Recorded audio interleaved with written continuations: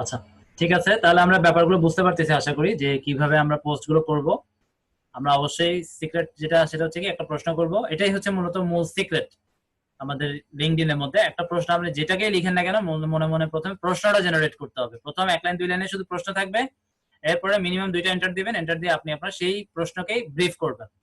ঠিক আছে, আর যদি ইউনিক কন্টেন্ট লিখতে পারেন, আপনি 1300 ক্যারেক্টারে যদি পোষায় না মনে করেন, সেক্ষেত্রে আর্টিকেল লিখেন আরো ভালো, কারণ আর্টিকেলের রিচ খুব বেশি হয়, খুব প্রচুর ভিউ পাবেন, আপনার অর্গানিক ভিউ পাবেন লিঙ্কডইনে।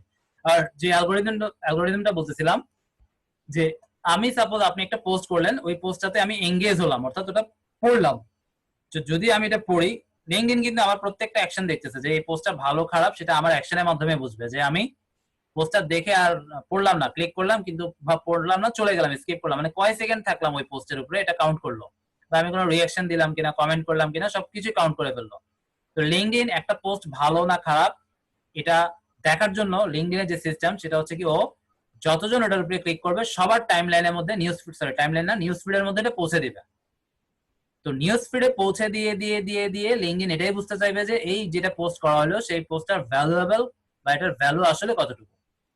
যদি ভ্যালুয়েবল হয় বা যদি এটা পোস্টটা ইউনিক হয়, তাহলে অবশ্যই এখানে রিঅ্যাকশন আসবে, এঙ্গেজমেন্ট আসবেই। তো আপনারা যে পোস্টগুলো করবেন লিঙ্কডইনের সিস্টেম অনুযায়ী, লিঙ্কডইন যেটা করে, পোস্টটা বেশ অনেক দিন, আসলে কতদিন এটা সার্টেন না, অনেক সময় 7 দিন হয়, অনেক সময় 14 দিনও হয়, আবার অনেক সময় 2-3 দিন পরে ওই পোস্টটা পাওয়া যায় না। তো কখন 7 দিন, কখন 14 দিন, বা কখন 2-3 দিন, যখন 2-3 দিন থাকার পরও দেখবে যে কেউ এটাতে তেমন রিঅ্যাকশন পড়তেছে না, জাস্ট একটু চোখ বুলিয়ে চলে যাচ্ছে, মানে 2-3 সেকেন্ডে বেশি ওখানে থাকতেছে না, তার মানে কি পোস্টটা এতটা ভ্যালুয়েবল না।